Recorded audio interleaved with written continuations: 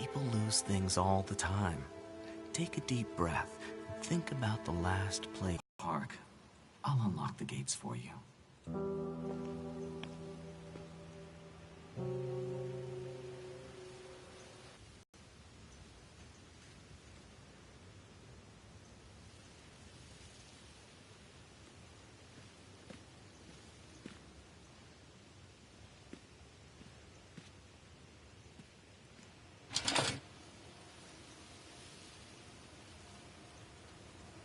Callum, I told you to wait in the car. Come on, this way.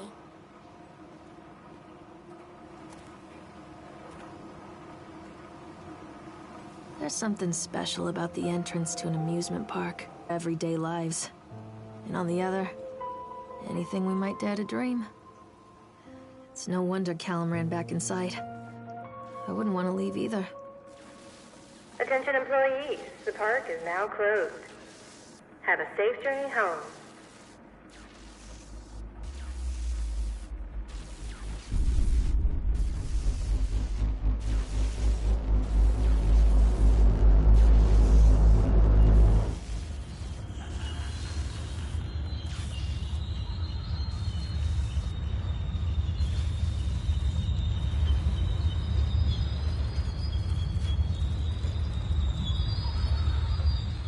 Oh God.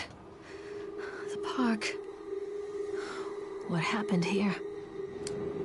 You can't catch me.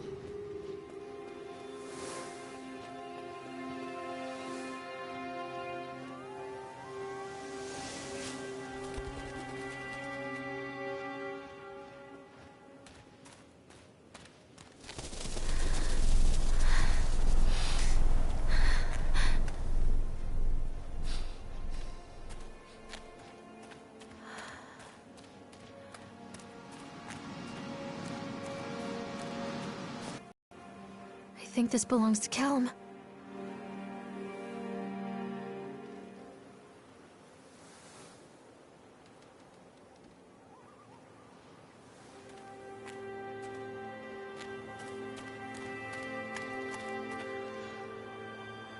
What is this about?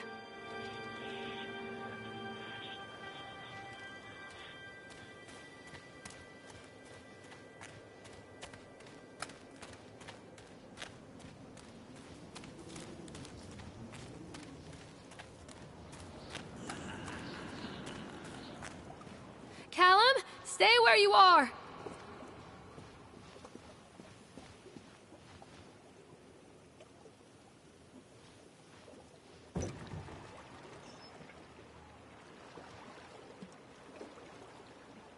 Come on, Mommy.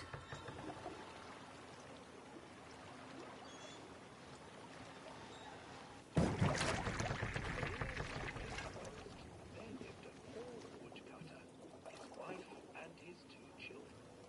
A boy named Hansel. They were very poor and had very little to bite or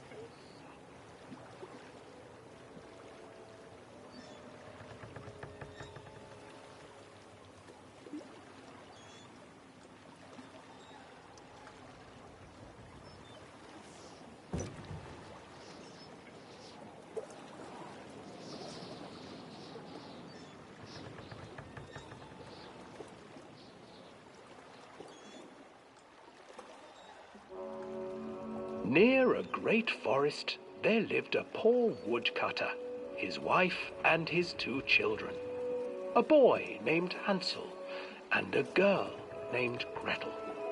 They were very poor and had very little to bite or sup.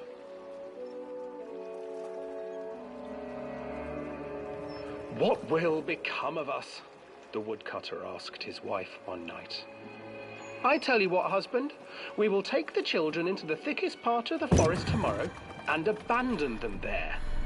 "No, my wife, I cannot do that," said the man.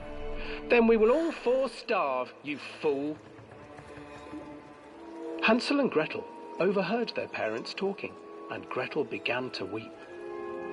"Do not fret, Gretel," Hansel said. He crept out of the hut and gathered white stones from the ground to fill his pockets.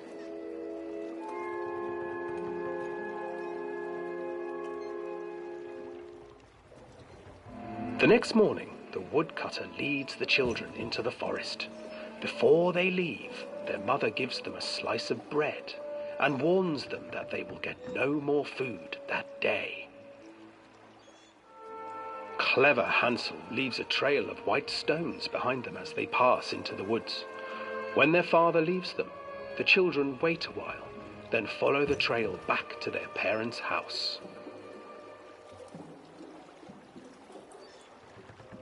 After receiving a thorough scolding from their parents for getting lost in the woods, the children are sent to bed without any supper. Hansel tried to sneak out and collect more white stones, but found that the door was locked.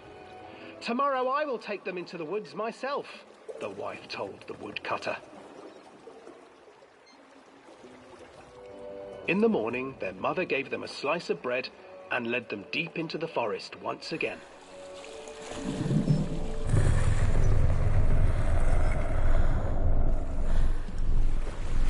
Hansel broke his bread into pieces and left a trail of breadcrumbs to lead them safely home.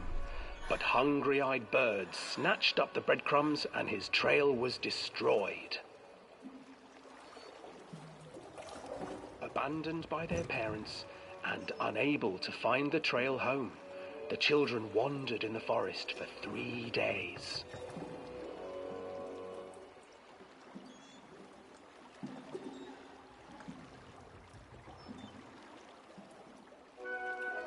The children stumbled into a clearing with an exceedingly strange house. Its walls were made of gingerbread, and its windows were panes of clear sugar. Hansel, desperately hungry, ran forward and began to nibble on the walls.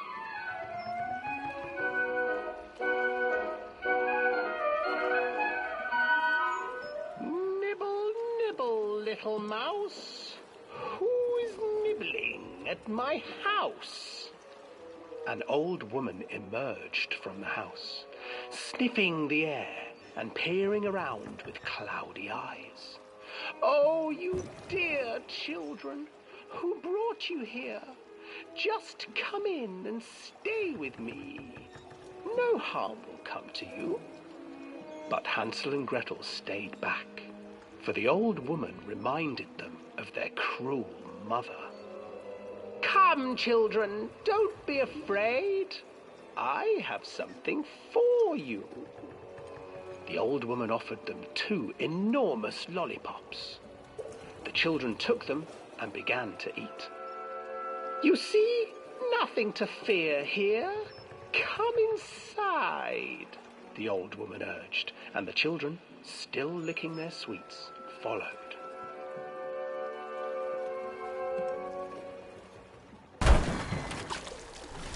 Once inside the house, the old woman changed.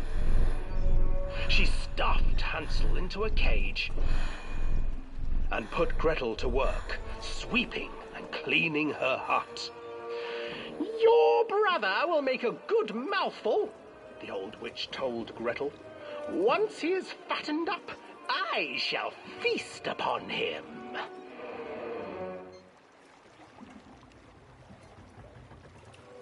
Time passed, and poor Hansel refused to eat, fearing the day that the witch would eat him.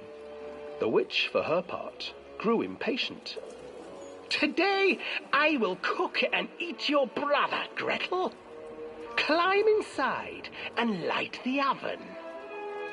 But Gretel pretended not to understand. I do not know how." Seizing her courage, brave Gretel gave the witch a shove, and the old crone tumbled forward into the oven. Gretel slid a large iron bolt over the door to the oven.